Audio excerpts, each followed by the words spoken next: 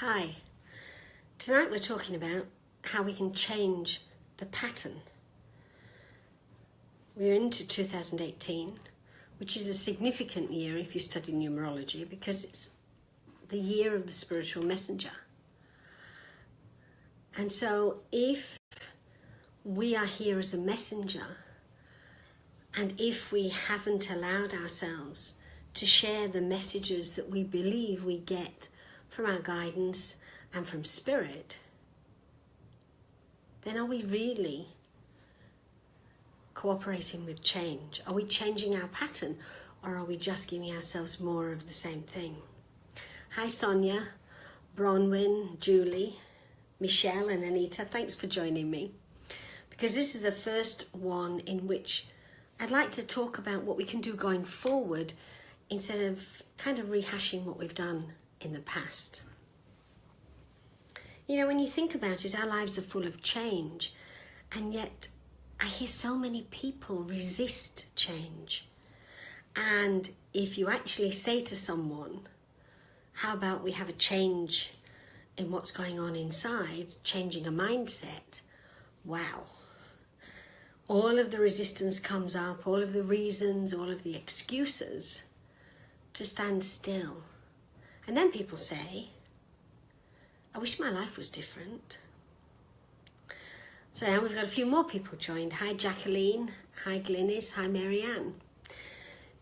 Change is important because if we're going to live a spiritual life, the first thing we need to embrace is spontaneity. Why spontaneity? Because when we are connecting to our guidance, our mind will try to control the outcome. It will tell us where it thinks we should be, need to be, could be, ought to be. And whilst the logic is wonderful, that's not about our spiritual journey. That's about our mindset. However, if as we start to follow a path, we start to feel that we need to do something a bit different, if we have a spontaneous need to turn left instead of right, we're allowing our guidance to say, perhaps this might be a better outcome for us in the short term. People tell me that they're happy with their lives, they're comfortable with how they are, everything's flowing beautifully. And then, as we go into the conversation, probably 20 minutes later, sometimes not even 20 minutes later, I start to hear if only, or I wish, or perhaps. When you think about it, we're creatures of change. We have seasons that change. When we're adults, we change jobs, we may change partners, we may change our perspective on things. Because it doesn't have a big heading change, because the heading is usually something else, we allow ourselves to work with it. We allow ourselves to flow through it. So how do we deal with change? We've got a few people on the call at the moment. We've now got Caroline and Elaine as well. So how do we deal with change?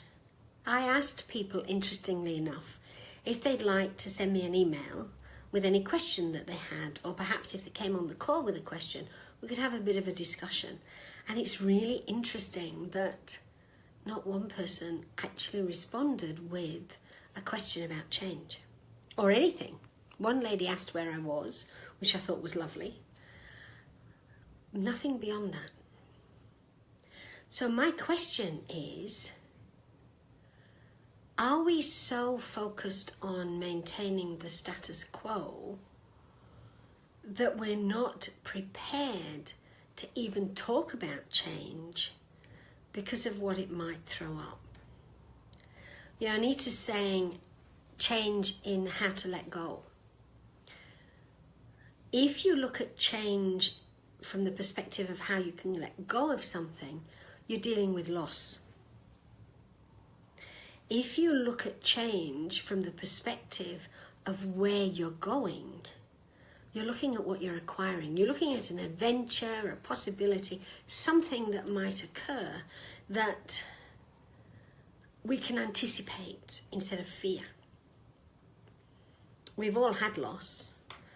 We've all had situations where we felt less or in lack for whatever reason. Over my many years, I found that when it's time to let go, I find it easier if I focus on where I'm going and not on what I'm letting go of. Certainly in my younger years, I didn't like letting go of anything. Now it's easier. Because basically, if you're wanting to walk a spiritual path and you're not prepared to embrace change, you're not walking a spiritual path. Your path is for you to change who you are within more and more, to be aligned with the divine plan, and less to be aligned to the stuff that you've done lifetime after lifetime that's brought you to where you are. Bronwyn's saying that she's interested in change in terms of how to balance immediate needs like livelihood and moving into service. And Tanya says she thinks that sometimes change requires us to walk blind for a little. No, it doesn't.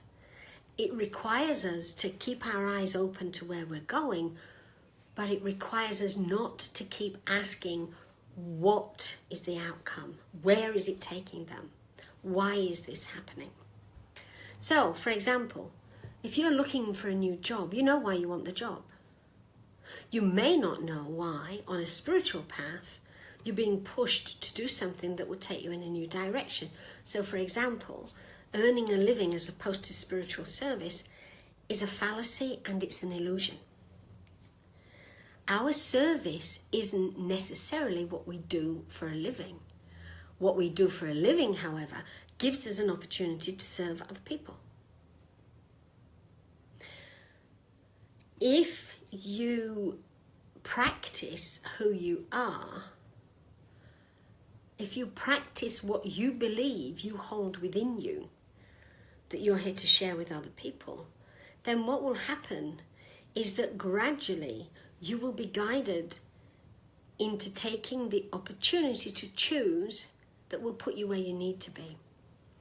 I didn't start out to be a spiritual teacher, mentor, counselor, meditation teacher, or anything of that nature. I wanted to work with languages and business.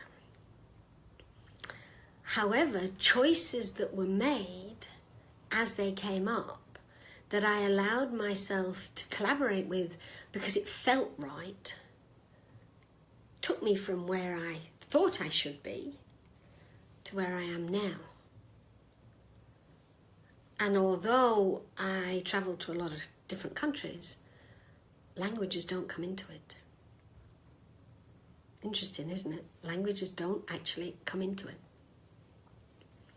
So if you feel that you don't know where you're going, if you feel you're being pushed to change, my first tip is to look within at who you are and at what within you doesn't feel enough anymore. Because what we tend to do is we tend to project that out onto somebody else, or it's because of so-and-so, or it's because of this situation. No, it's not. It's because something within you needs to change and expand, and we keep trying to keep the lid on it. So look at what within you isn't enough anymore and where you can take that. And the second thing to do to be able to facilitate change is to play with your imagination. How about, this is how it seems to be pointing, what would that look like? But not, I need to get it right. The biggest blockage all of us have to change is the need to get it right. If we're getting it right, we're in our head, we're not in our heart, and we're certainly not with spirit. One other thing, just as we talk about this and before I close, there's a belief that if we're walking a spiritual path, life is sweet and easy. I can tell you, no, it isn't. Because if it was, you wouldn't be walking a spiritual path. You certainly wouldn't be shifting and changing. You'd be in a cocoon, and it would be a wonderful illusion. And then when you transition to the other side and you look at it, you'd say, why did I waste that time? We will always be challenged to shift and change who we are, to be more when we're walking a spiritual path. So if you have this illusion that life needs to be simple and easy, the simple's correct. You just allow yourself to flow with what's happening and be spontaneous in the moment. If you think it's supposed to be easy, and if it's not easy, you're not walking a spiritual path, that's the illusion. That's the illusion. Because the challenges are the opportunities we have to access who we are that we might not look at otherwise. So, if anybody's got a question that they'd like to ask now, I'm happy to answer it. Otherwise, I'm going to change and go on to the next thing. If you want to talk to me about it, if you want to go into a bit more detail, drop me an email. I'm always happy to answer any emails. But at this point, enjoy 2018, because it is a year where unless we let go of who we have been, we will never meet who we're becoming. Anita's saying, how can you tell you are changing and not tricking yourself? By how you feel. If it makes sense in your head, ignore it. If you feel at peace with what's happening, allow it. I read a quote last week, which I think is fantastic. It's the definition of hell. And it goes something like this. On your last day on earth, you meet the person you could have become. Don't do that. Allow yourself to become it now. Thank you for participating, and I'll talk to you again next month. Bye for now.